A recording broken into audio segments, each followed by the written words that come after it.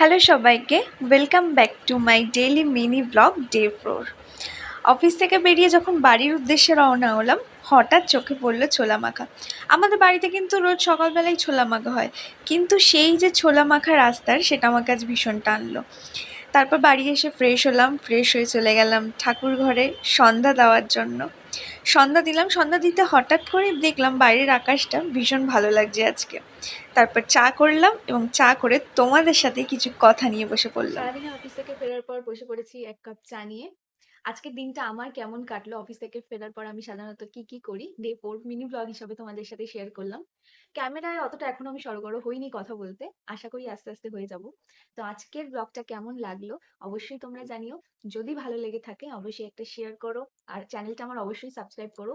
এবং কি ভুল হচ্ছে বা আরো কি দেখালে ভালো লাগবে একটা ব্লগে, তোমরা কি দেখতে চাইছো অবশ্যই জানিও।